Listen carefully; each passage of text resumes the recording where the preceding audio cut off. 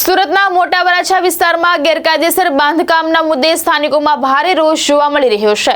પુનિતધામ સોસાયટીના રહેવાસીઓએ સોસાયટીની માર્જિન અને સીઓપી વિસ્તારમાં મંજૂરી વિના થઈ રહેલા કથિત બાંધકામનો વિરોધ નોંધાવી સરથાણા ઝોન કચેરી ખાતે ધરણા પ્રદર્શન કર્યું હતું।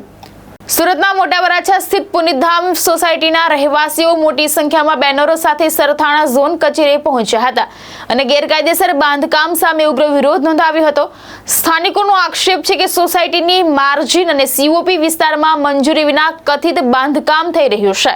આ અંગે અનેક વખત મૌખિક તેમજ લેખિત રજૂઆતો કરવા છતાં સરથાણા ઝોનના અધિકારી દ્વારા કોઈ અસરકારક કાર્યવાહી કરવામાં આવી નથી। સ્થાનિકોના જણાવ્યા મુજબ આ મુદ્દે મેયર, કોર્પોરેટરો, ધારાસભ્યો, सांसद, मनपा कमिश्नर और जिला कलेक्टर सहित उच्च अधिकारीओं ने पण रजूआत करवामां आवी छे।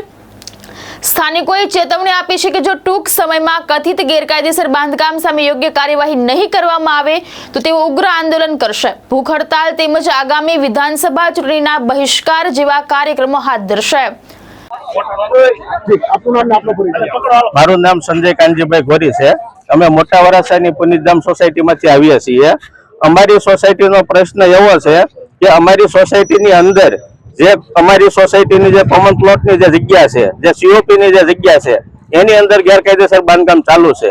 અને બીજું કે અમારી સોસાયટીની જે માર્જિંગની જે જગ્યા છે, એ માર્જિંગની જગ્યામાં અને સોસાયટીના આંતરિક રસ્તા ઉપર કે જે રસ્તા ઉપરથી અમારે હાલી ચાલી અને સોસાયટીની અંદર જવાનું હોય એ રસ્તા ઉપર આખો રસ્તો બંધ કરી દીધો છે અને આખા રસ્તા ઉપર બાંધકામ થઈ ગયું છે અને 5 થી 6 માળનું બિલ્ડિંગ ઊભું થઈ ગયું છે।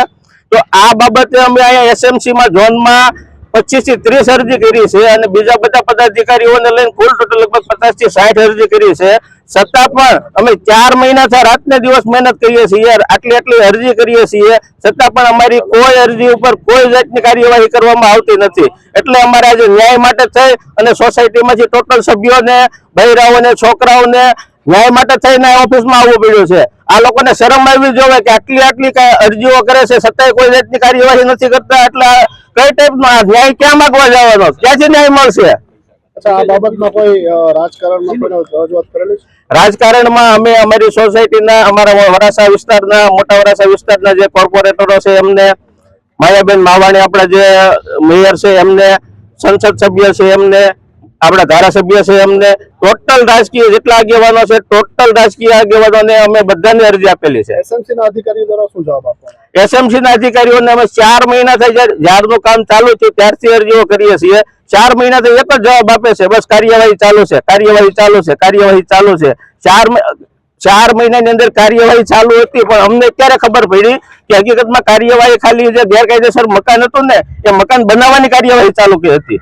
અચ્છા, કઈ સીલ મારવામાં આવ્યા છે એવું કઈ? સીલ આ લોકોએ તો એને આખા આમ ગણીએ ને તો વર્લ્ડ રેકોર્ડ બનાવે એવા સીલ માર્યા છે। કાગળિયાના સીલ માર્યા છે, એક પટ્ટીથી સીલ માર્યા છે અને આપ જોઈ શકો છો કે આ કઈ ટાઈપના સીલ માર્યા છે। એમ કાગળિયાના સીલ અને સીલ માર્યા પછી પણ મકાનની અંદર બાંધકામ ચાલુ છે, બરાબર છે? તો આ કઈ ટાઈપના સીલ છે? કોના દ્વારા કરવામાં આવે છે આ ટોટલ કાર્યવાહી એસએમસી ના જો ઝોન અધિકારી છે કે દલાલ અને ઉમંગ નાયક, બાંધકામ કોના દ્વારા કરવામાં આવે છે? બાંધકામ જે છે, બાંધકામ ગોવિંદભાઈ ભીમાણી નામના જે વ્યક્તિ છે એમના દ્વારા બાંધકામ કરવામાં આવે છે અને આ ટોટલ ગેરકાયદેસર બાંધકામ છે। શું માંગ છે તમારી? અમારી માંગ એક જ છે કે અમારી સોસાયટીના જે આંતરિક રસ્તા છે એ રસ્તા ખુલ્લા કરી દેવામાં આવે અને સીઓપી ની અંદર જે બાંધકામ ગેરકાયદેસર જે સોસાયટીની કોમન પ્લોટની જે જગ્યા છે એની અંદર જે બાંધકામ ચાલુ છે એ દૂર કરવામાં આવે। મારું નામ પિનલ ચોડવડિયા છે। હું પુનિતધામ સોસાયટીમાં રહું છું। મેડમ, અત્યારે તમે કઈ જગ્યાએ આવેલા છો અને શું સમસ્યા છે? અમે સરથાણા ઝોન ઓફિસ પર આવેલા છીએ। અમારી સોસાયટીમાં સીઓપીમાં બાંધકામ કરેલું છે। સોસાયટીની હાલવા ચાલવાની જગ્યા છે એ બંધ કરવામાં આવેલી છે અને ત્યાં કોમર્શિયલ બિલ્ડિંગ બનાવવામાં આવી છે, એ મુદ્દો લઈને આવેલા છીએ। કેટલા સમયથી આ રજૂઆત કરો છો? આ 4 મહિનાથી રજૂઆત કરવામાં આવી છે, ઘણી બધી અરજીઓ કરવામાં આવી છે, છતાં પણ કોઈ સાંભળતું નથી। અધિકારીઓ દ્વારા શું જવાબ આપવામાં આવે છે? અધિકારીઓ દ્વારા એવું કહેવામાં આવે છે કે કામ ચાલુ છે, પણ શેનું કામ ચાલુ છે એ ખરેખર ખબર જ નથી કે બિલ્ડિંગનું કામ ચાલુ છે કે અંદર પ્રોસેસ ચાલુ છે। કેટલા સભ્યો અત્યારે આવેલા છો? અમે સોસાયટીના 150 જેટલા સભ્યો આવેલા છીએ હાલમાં। શું માંગ છે તમારી? અમારી માંગ એટલી જ છે કે જે સોસાયટીના આંતરિક રસ્તાઓ છે ખોલી આપવામાં આવે અને એ જે ડિમોલેશન કરવામાં આવે, જે મકાન બની રહ્યું છે એનું ડિમોલેશન કરવામાં આવે। ભાવેશ ઉપાધ્યાય, દર્શકો ન્યૂઝ, સુરત।